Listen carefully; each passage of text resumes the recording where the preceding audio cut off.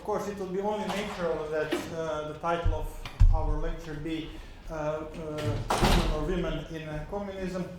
And sort of to pay tribute to this, I brought this red handkerchief, which I might put here so that we have we don't forget our roots, so to say. Like this, okay?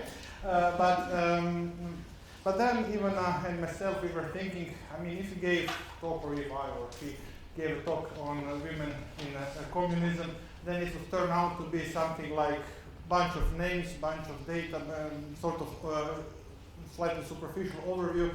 And I guess this is not really so challenging. I mean, I guess you're all familiar with this wonderful invention called Google, so you can Google yourself women in communism.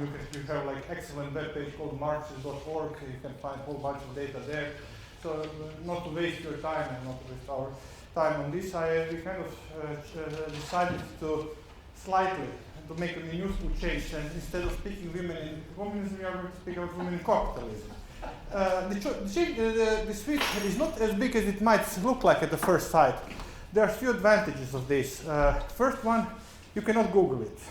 I mean, you can Google women communism, but what we are going to say is very original, our work. It's a project that we are working on, and we are about to submit in some, I hope not too distant future, for publication. Okay, when I say this is work in progress, it's translated in normal language, which means that I'm going to use you as guinea pigs to test my theories on you. So please, I mean, feedback is of course very welcome and expected. If you find some errors, whatever, that's perfectly okay, and we are very grateful for that.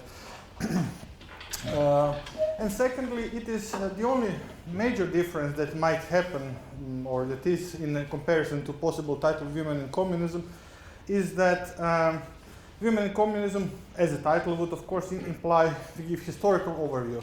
This one is not historical work. It's sort of, I would label it soft core philosophy, theoretical, from theoretical perspective. So we are going to develop a thesis, we are going to develop an argument, and we are trying to defend this argument. So let me begin with some facts. Okay, so in the European Union, about 25% of senior management position is occupied by women as of 2017, compared to 10% in 2007. In Canada, there is around 29% of women occupying senior management occupations in 2017. In the United States, it's about 27%.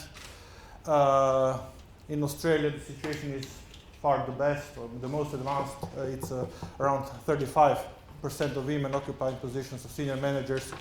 I mean, even you look this, they have even this sort of workplace gender equality agency. They even have a special agency, governmental agency dedicated to gender equality, which I don't think exists in other countries. So Australians, bravo Australians, you are the most advanced. Sorry?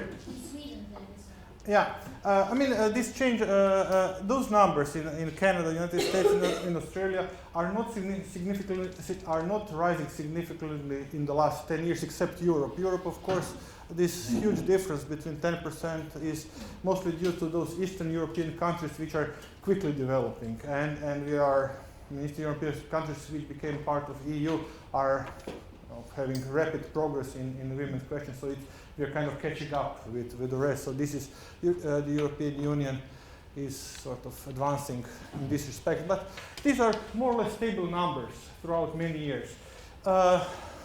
So the question here is the following. Of course, the one who ask myself, so why is that if around 45% of employees are women, why is that only kind of around a quarter to 1/3 of high senior management positions are occupied with women? What's the reason for that?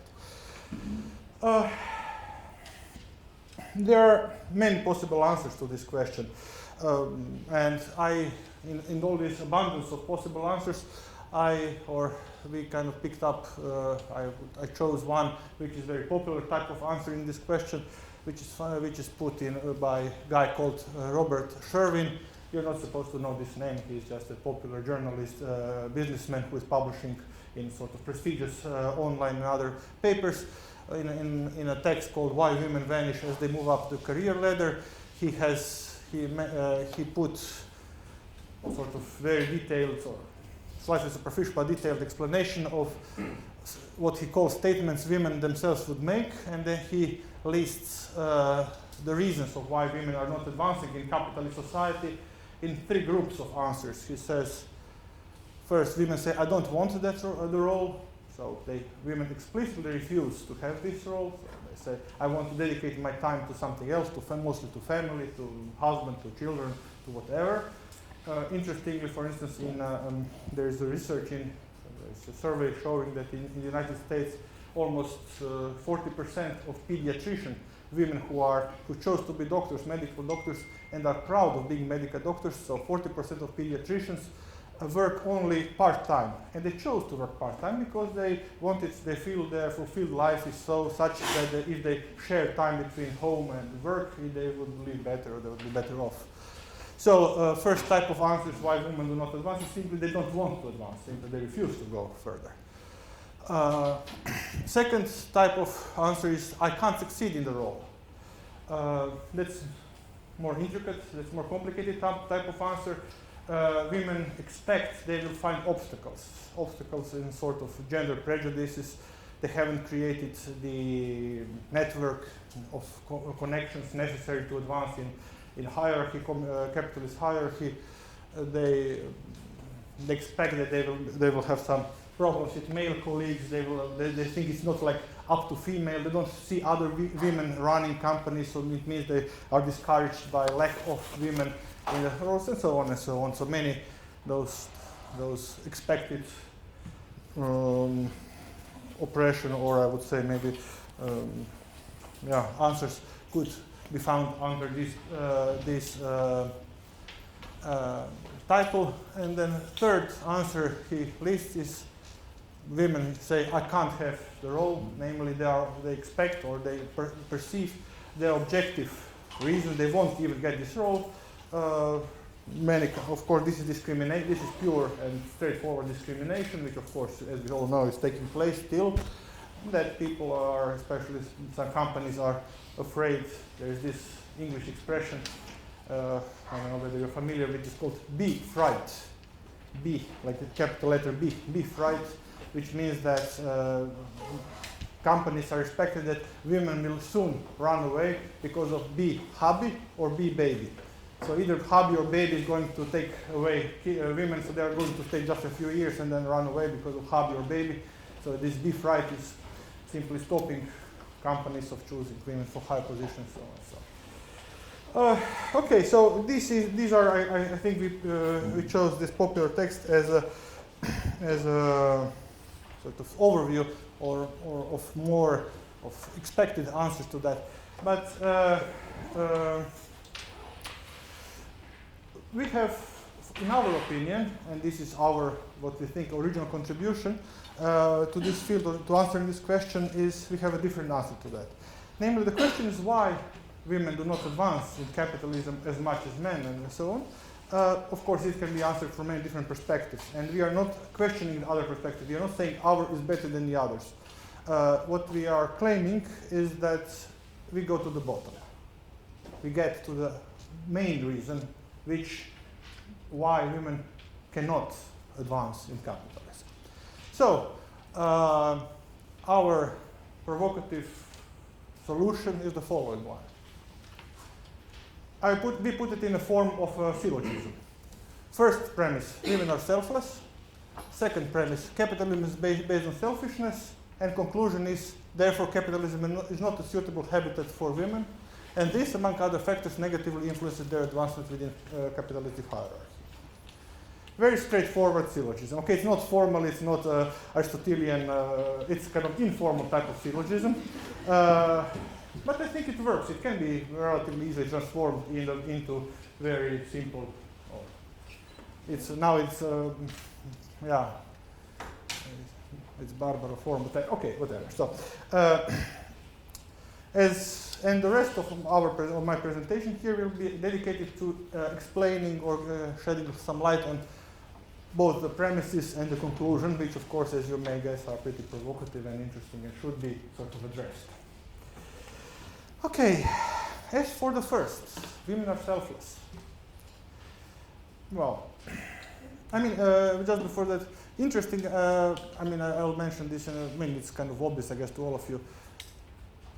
We haven't really encountered this. I mean, it's really surprising that this sort of straightforward and obvious syllogism conclusion never ever occurs. There are not so many, but there are people who wrote about women's selflessness. I mean, this is not a new topic. We haven't discovered this topic. Of course, that capitalism is based on selfishness is, everyone knows that. I mean, we all know this. But no, we haven't really seen that people connected those two things together and came to this sort of straightforward conclusion that comes out of these two things. And this is what we are actually kind of developing here. Yeah.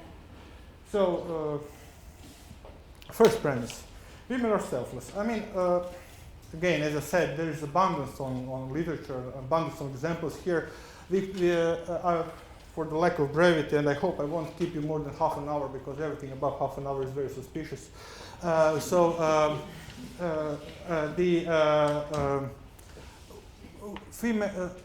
Two examples, one very old, one more recent. Let me start with the old example, namely this one. Okay, this is a text from Demosthenes.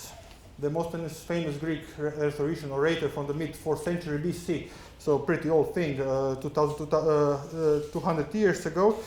And the background of this text is a case against a woman.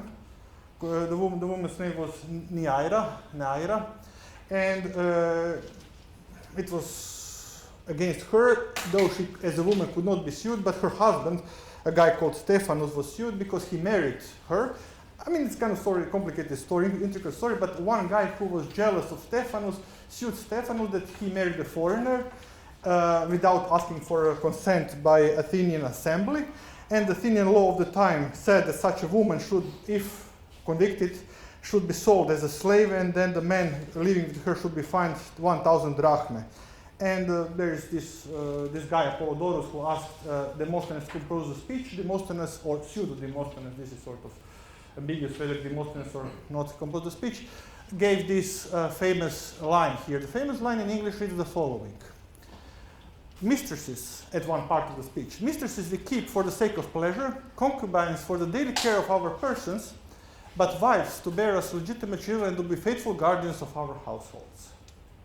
So these are famous lines. I mean, interesting, of course, just sort of digression in which my classical education does not allow me to skip over this digression. Look, this translation, I mean, this is a translation from 1939.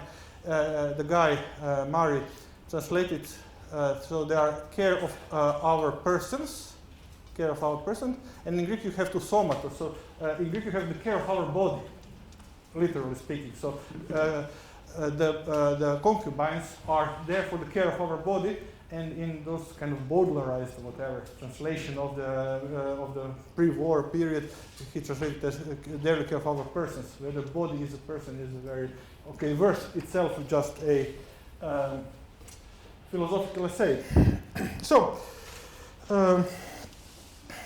So this sort of bitter resonance, this sort of three partition of women into mistresses, concubines, and wives, or in a more contemporary parlance, we can say into lovers, prostitutes, and wives, still very much resonates today.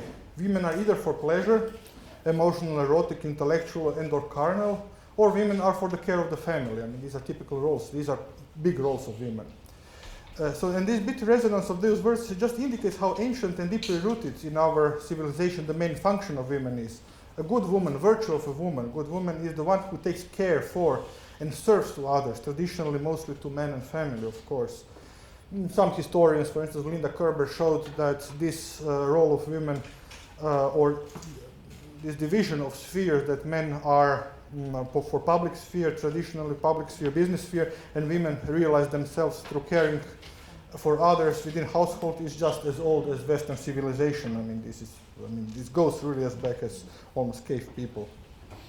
One could, of course, ad libitum list other sources which would testify to this in this vein. We picked another source which we find very interesting. Let me read you this portion.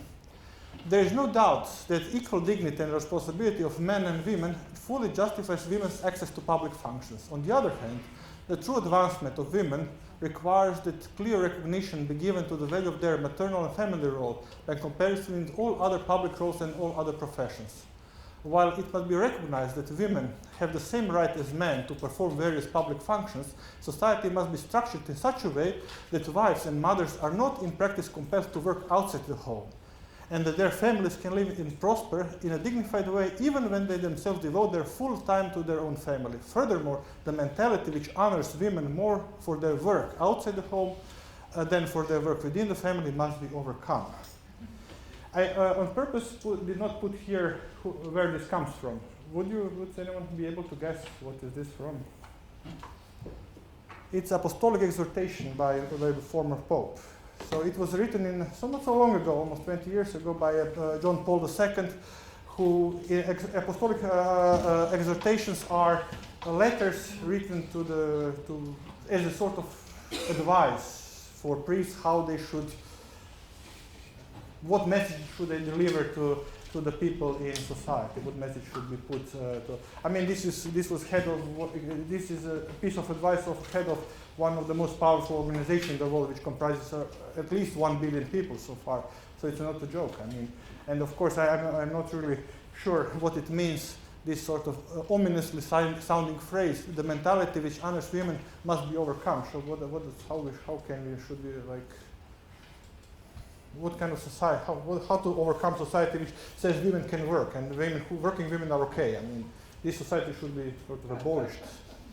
I mean, these are, when one listens to this and reads those words carefully, they really sound sort of almost dangerous, I would dare to say. I mean, similar invectives against women, of course, can be found outside any religious or Catholic, or especially Catholic milieu. I would just mention just in passage, two things, two books. There is one, maybe you heard of this book, it's called The Total Woman, written by Maribel Morgan in 1973. I mean, this is just an amazing book. I mean, I don't know if any of you heard or read this book. This book is a sort of guidebook. It's a very simple self-help book for women, how they can achieve happiness in life. There are 3 pieces of advice Morgan gives. Be nice to your husband, compliment him, tell him he's great. First, stop nagging at him and trying to change him. Second. Third, understand and try to fill his sexual needs. That's all.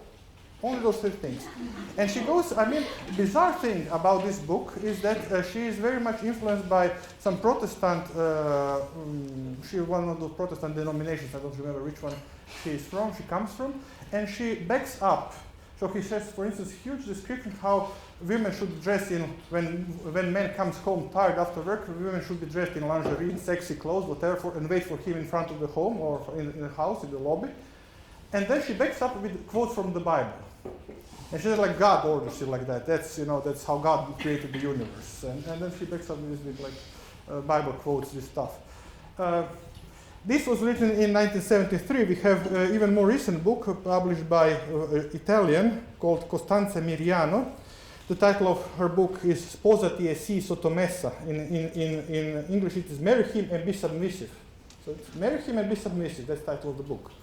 And which is of course very much in the same way. There is no happiness for women outside marriage, and submissiveness is the only successful path to it. Very simple, very straightforward. That's it.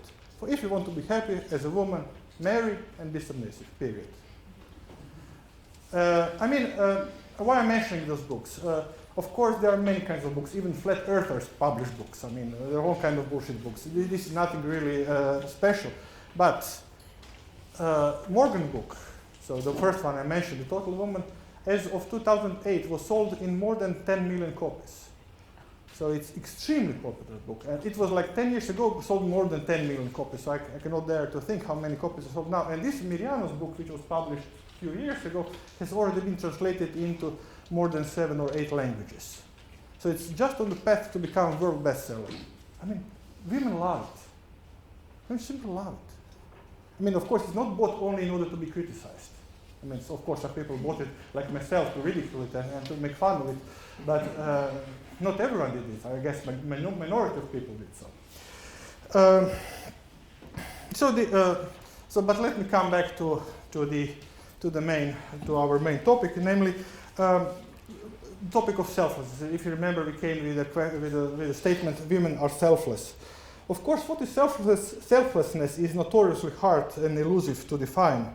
One of the crux, one of the problem with the term, with the concept, is that it implies, on a very linguistic level, two different connotations. On the one hand, on the grammatical level, the word implies, like selflessness or selfless, the loss of the self. So first is loss of the self, with all its catastrophic consequences like invisibility, subservient passivity, and so on and so on. In the feminist theories, it is a negative counterpart to the masculinized view of the selfhood. It's like its negative corollary. So this is one meaning of the word selflessness. On the other hand, the term is tightly bound with the concept of altruism. So on one hand, we have selflessness as something extremely negative, loss of the self. On the other hand, we have selflessness in the meaning of altruism, or promoting good of the others at the expense of oneself, some sort of self-sacrifice for the sake of others. And as such, it can be seen, as it was seen, as the foundation of morality.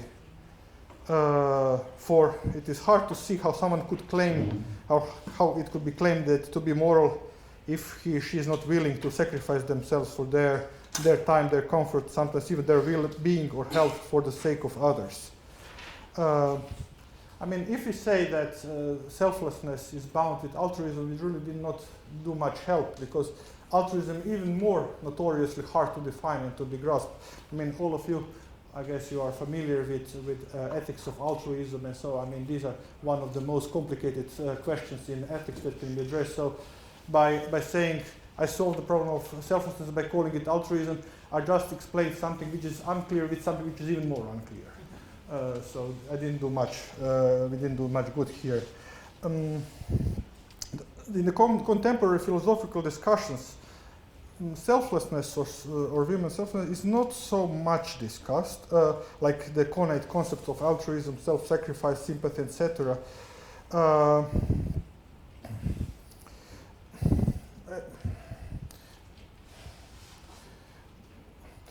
This is the reason why this is not so much discussed is that sort of emphasis in ethical discussion was put on something very similar to that, namely the ethics of care, which I guess all of you are familiar with, and many of you know this.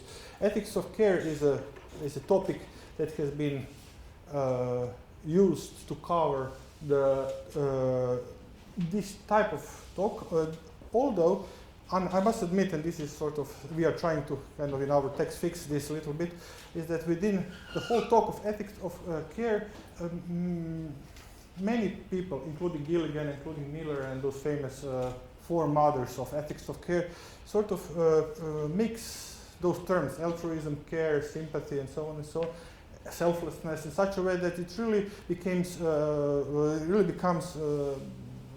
terminological confusion about what they are talking about, and it creates really some, I would say, problems. But to enter into those details, I think it would be sort of tedious now. Maybe just to mention it here, care. I'm relying here on Julia Wood's very wonderful analysis, very phenomenological analysis of the concept of care.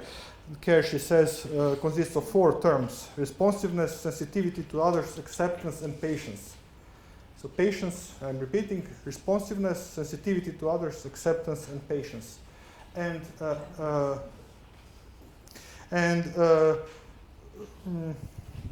to be responsive, to be sensitive, to be accepting, and to be patient with others fundamentally depends on being able to and willing to let go of, or at least temporarily, preoccupations with oneself, with one's own concern. So it seems that selflessness, or loss of the self, or loss of the concentration of oneself on oneself, seems to be the most fundamental basis of care, of altruism. Big question that arises here. Let me just check the time, sorry. Big question that arises here is, where does this altruism come from? what or care of self, or as we use the word selflessness, where does this idea of selflessness come from? And this is extremely touchy, extremely complicated question, and I would just here sketch two ways of answering this question. First is that a sort of deterministic view that comes from evolutionary biology. We have many texts in the last 10, 15 years which would testify that beings, so if you say that an important requirement for an action to be called selfish or selfless is that it was done with a conscious intention of helping another or being concentrated on oneself, so there are many biological and researches that showed that there are many examples of altruistic behavior among creatures that are not conscious in our meaning of the word. For instance, one can speak about altruistic behavior among the insects, among bats, among birds, and so on and so on. And it seems to be those people argue that selflessness or altruism is a property of us as natural beings. There are some, in this vein, there are some researches done by neuroscientists show that mesolimbic reward system would be engaged in donations. So when we are giving things away, the same part of our brain gets rewards as when we are receiving gifts. So the happiness of giving is comparable to the happiness of receiving, so to say. There are some neuroscientific researchers that would go this way.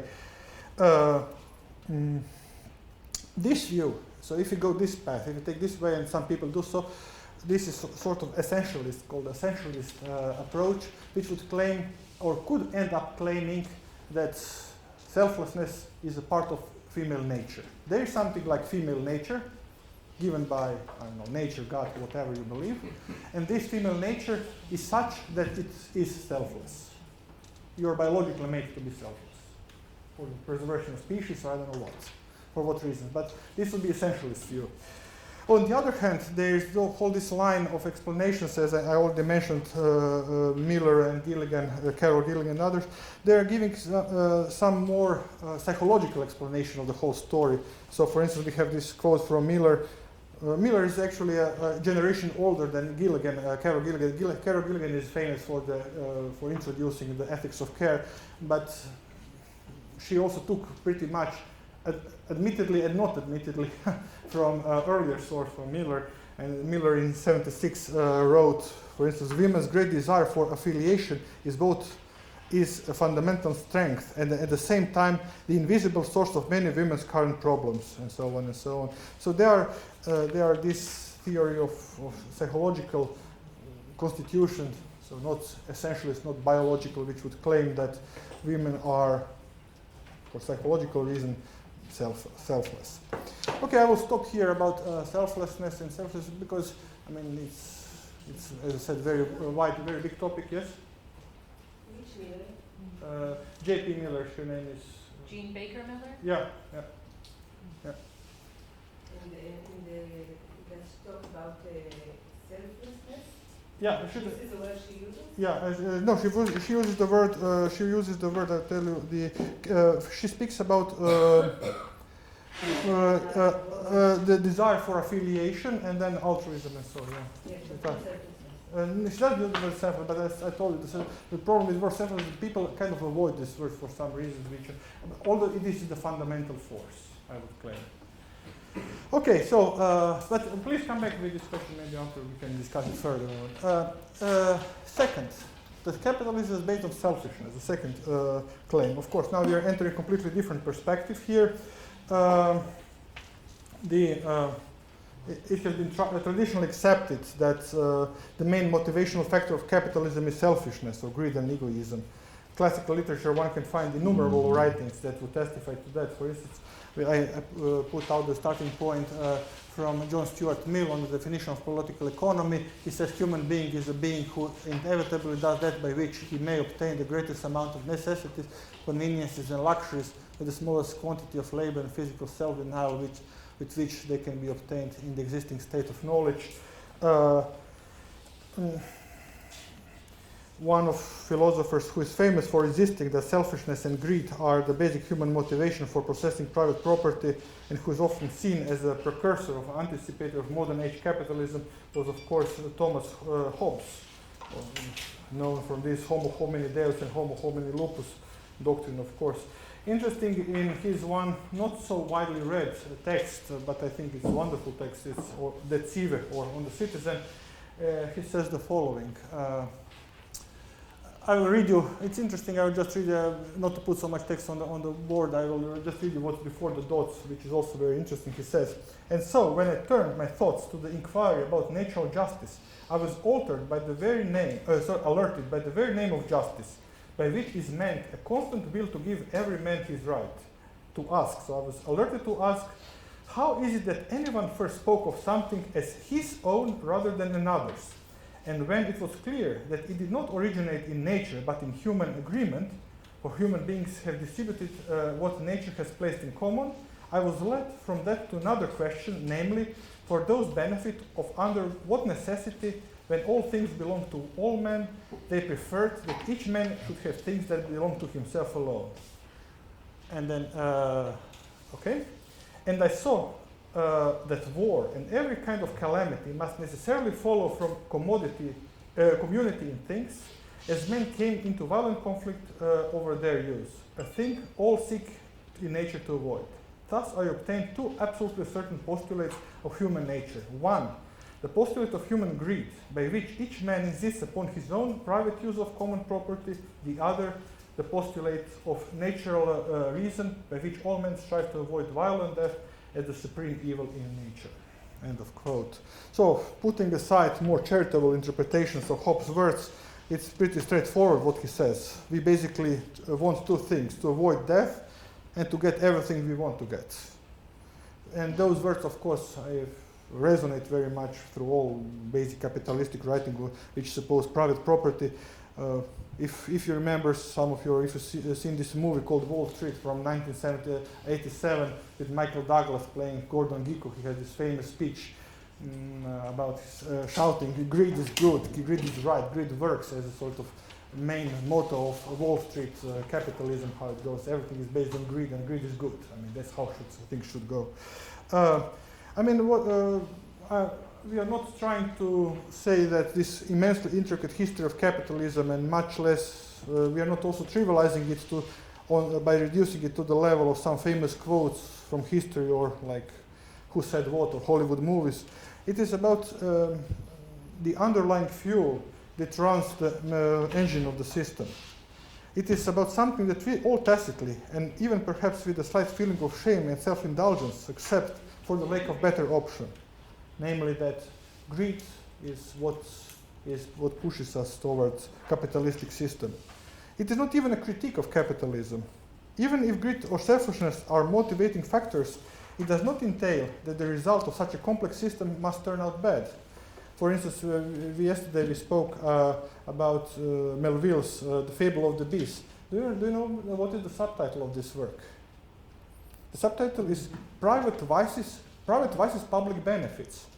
Namely, there's this powerful justification of capitalism which says that when individuals strive after reaching their selfish ends, the overall effect at the end must not be, it could happen that the overall effect is not bad but good.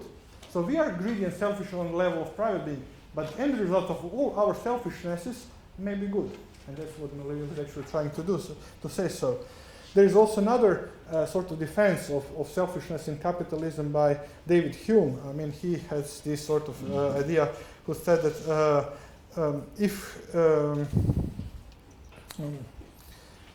if human needs and wants are successfully fulfilled only in society, and if selfishness and avidity, or selfishness is some sort of obstacle to good life in society, then private property, it's good to make capitalism, because introducing private property would mitigate potential disruptive forces. So Hume seemed to have argued that capitalism is invention, so we kind of pacify our greed and our horrible nature. Because even much worse if we don't have capitalism, people will become pretty wild, all the whole things. also what is it about is not about truth, whether human nature is selfish or not. We are not going to discuss this at all. We personally believe that human nature is not selfish. It is about the belief that originated in early modern era about human nature as selfish and greedy, which is generally accepted, and thus has become generally accepted as the main explanation of a motivating factor of capitalism, and is an integral part of capitalistic self-evaluation, regardless if one takes it as a starting point of capitalism or sees capitalism as a system that mitigates the wild human nature. That stands in a negative relationship to it, exists for the sake of negating it. It is important that we, for traditional reasons, we perceive and tolerate capitalism as an expression of human selfishness. So this brings me to the conclusion that if the first premise is true, if the second premise is true, then the conclusion must be true. So if women are selfless and if capitalism is based on selfishness, then women cannot succeed in capitalism. Simply cannot. It's not a matter of accident, it's simply a matter of how logic behind that.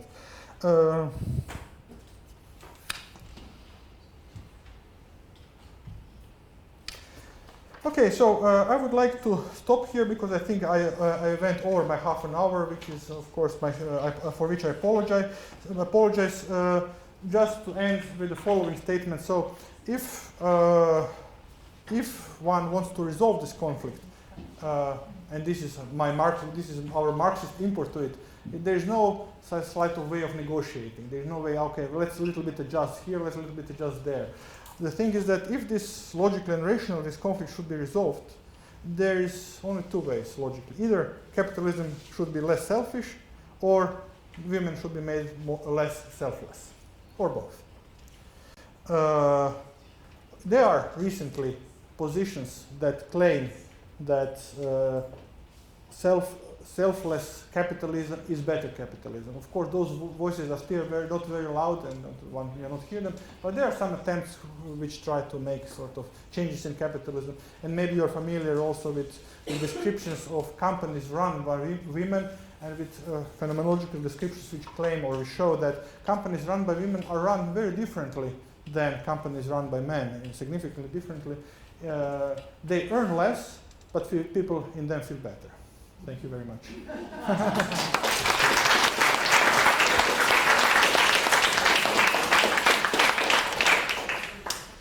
we have time for questions. Do you want me to field your questions, or do you want to? Whatever, I don't care. No. Mira, you had some objections, right? So please. Okay. It is not my area, the politics and the economics, but selfless is part of the psychological research, and selflessness, I think it is something else that is different.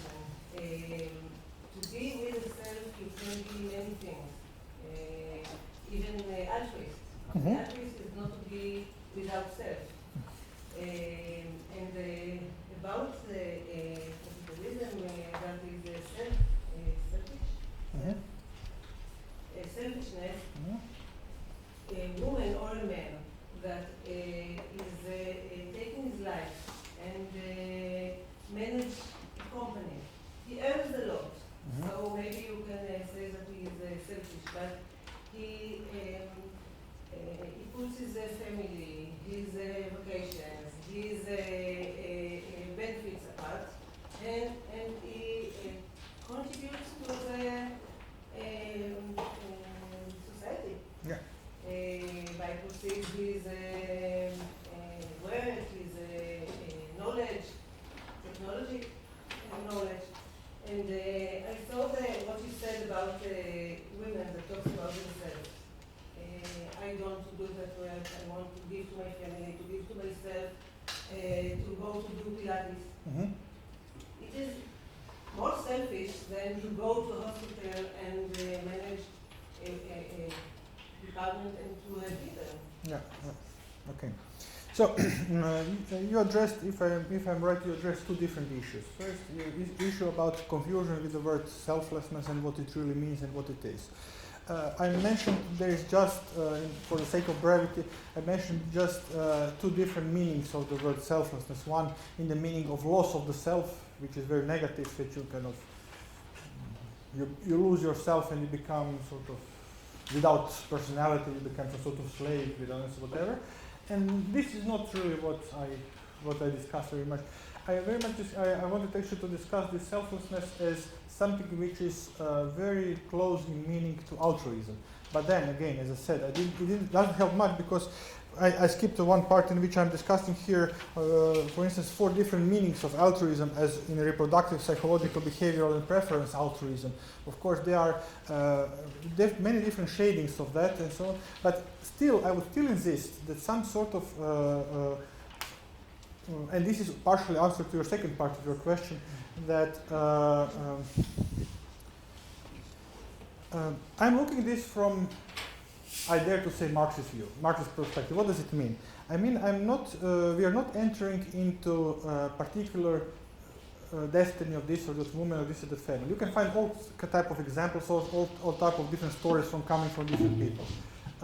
We are speaking about general ideas which are publicly in public space available, or which we are bombed with, which we are surrounded by, about capitalism, about women. It is very paradigmatic that all around us, women are supposed to be selfless. They are supposed to care for others. Good woman is a caring woman. You hear this all the time. You read all the time, and that's actually what we are. Of course, you will find extremely selfish women. Of course, you will find horribly selfish women. No doubt about that. But still, there is this idea that good woman is a selfless woman. Good woman is a woman who dedicates her time to others, mostly to family, mostly to kids. That's how good woman should be. But and if she dedicates to her, sorry? if she dedicates to her, Yeah. she earns money, but I think she's altruist. Sorry? She earns money. Yeah. Yes, but she's a capitalist. Mm-hmm. But she is dedicated to work. Yeah. The work is all And very this, well. She's not dedicated to herself. Yeah. She's altruist. In capitalism, dedicated to your own property equals dedicated to oneself. Capitalism is self. That's you know, and we had my students or our students from capitalist course. You know, I mean, this is Marxist position. Capitalist has the heart of capital. Capitalism is a capitalist's heart is capital. There's no difference between capital and selfhood. There's identification between capitalism and capitalism and capitalist. We can continue. So I mean, there's so many questions here. I don't know. Yeah, yo, please. 6 people in the queue, so Professor wants to go first. Okay, this is wonderful. Thank you very much for your I hope I provoked you a little bit. Yes, of course. Because of course, first, your premise is wrong. It is a narrative. Women should be like that. Yeah. We know that. And we know that women say this is, it is not true. Yeah. Because the first argument is because women, I was told, women know very well how to dress and how to make them, they have a market on their own. So I used to say what you are saying, what you are holding, that behind capitalism is a world of selfishness. I would say behind capitalism is a second market, which is not organized, however, and which is not transparent. The point is that, we have the public market where males sell them and gain their value for their selling them and so on. But the market behind, let's say the market where the women sell themselves to men, and the men choose the woman. Every man and every woman know, the woman has a coach now, I would like to have a man with a Ferrari. And the man chooses, and so I prefer a woman who is intelligent. I think that my outcome will be greater if I have a woman with whom I can go along very well and so on. This is a market, there is no doubt. I would ever say that. The difference to the first market, and I did a paper on that, and you should know that, is the first market is is a publicly organized market. The second market, it is indeed so that within the second market, this is like a bazaar market. The second market, the women are, this is a trade of women, It's like on the bazaar. It has not yet reached the public market, this second market. I think it is not true selfishness. It's a very narrow view on, because the women know very well how to sell themselves to which kind of male, you know, and the males know very well to which kind of women they will sell their goods and their property and so on. And As I want to say that women are good capitalists, but in a different market, in a hidden no, market. I think that for institutional reasons, and because we live in a patriarchal society, this second market is not institutionalized. For not giving women the same rights as you get when you are on the open market. Yeah. I mean, as I said, I mean, this is very valuable contribution. Thank you. I just put some notes on here to remember what you said. But as I said in the beginning, it is not really, our ambition in this text is not to refute other theories. We are just attributing, giving some little contribution to some. Not that now we say, okay, all others are wrong, ours is true. We are sort of addressing something which hasn't been addressed. Yeah, and, thanks for that. Yeah. Yeah, I think I would just like to ask, what if the masculinist readings that you gave us from Hobbes, etc., are, what if we just say, okay, they said they talked about humans, but they were talking about men. Yeah. And that's part of the problem, that we talk about this as human nature, when they were being very gendered. That was, you know, so they're trying to describe all of reality, but they're actually, or all of human reality, but they're actually just describing gendered reality. But that's water to my meal. Excluding women. What's that? That's water to my meal. Why? Because capitalism is a male invention and this male invention presupposes male greediness and male greed. But what about things like, you know, we ignore the narrative in philosophy by Hume and by Adam Smith about, you know, sentiment and fellow feeling, and we act as if the patriarchal tradition is, you know, the patriarchal version is the only narrative. And so I have bigger fishes to fry, but I appreciate what you had to say. I'm curious, where would it lead, what you're saying? Where does it go? Where does it aim? I think it leads us to, I mean, I resist, as much as I've studied care theory and altruism, I resist the narrative that women are inherently selfless. I think we may have been forced to be. Of course, this is meant ironically. I mean, we've been forced to be selfless. Yeah, sure. And I don't disagree that capitalism is based on a patriarchal structure, but I think that there's been a diversity of human approaches to life, and the masculinist narrative has claimed to be speaking for all of humanity, but actually they've been excluding half of it. So, but other people have lots of good questions. So I just want to say, what if we say, oh, well, maybe the premise about the sources of capitalism was just slanted anyway, and we weren't inclusive in the beginning. Okay, when just to make for the sake, I thought it was kind of sort of clear. This can be, these are not descriptive sentences. This sentence can be also said, women are meant to be selfless, and capitalism is meant to be selfish. It's the same, I mean, of course. I mean, I even I myself as sort of hardcore or Marxist, we don't believe there is something like human nature. Something was not. So to say women are X is senseless in some way, from some perspective. It can be like a narrative in society expects from women to be selfless, and this is how what is expected from women to be, as men are expected to be greedy, and now we have a conflict between those two poles, and which of course results that women have troubles advancing in capitalism, in the male world of greediness and selfishness. Yes, please. No. I have my problems with all this. Excellent, I like that. And I think where it begins is the justification of capitalism by Hobbes, the last slide that you had, which in my opinion does not hold very long if we have a closer look at it, because he says that greed would be somehow natural, and that So it would be natural, yeah? that violent conflict would be something that in nature all would seek to avoid. So there is a nature that precedes the conflict. However, he says that the conflict would be the primary existence of human beings. So he is, even though he touches upon the point that there is a preceding nature, he neglects it.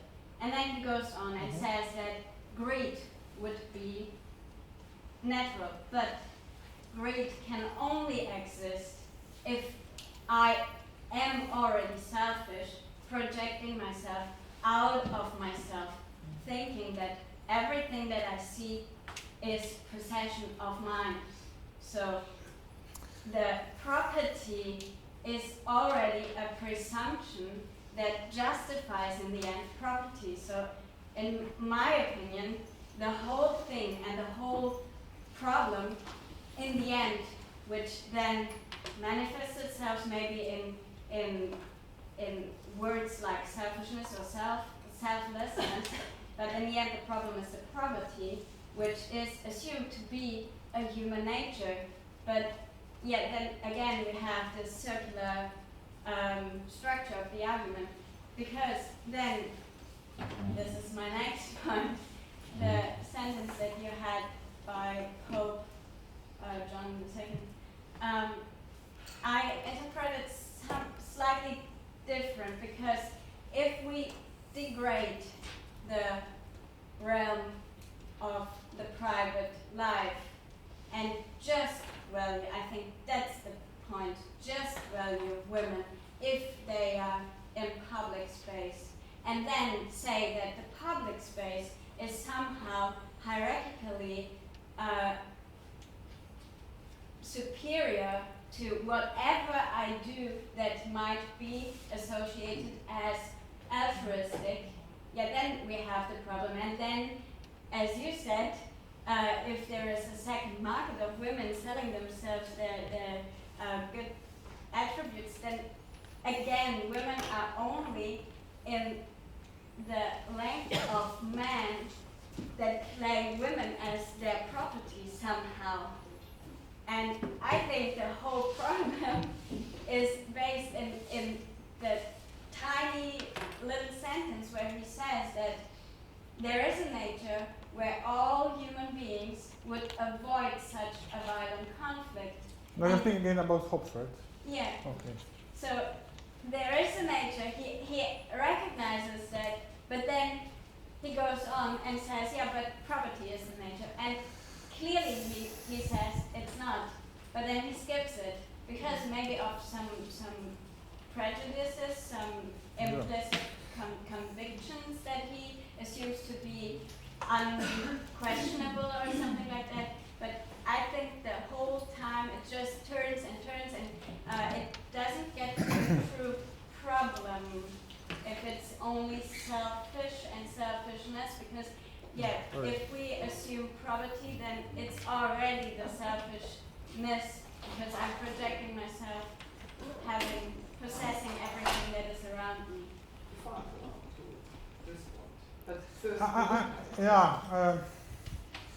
Thanks for this.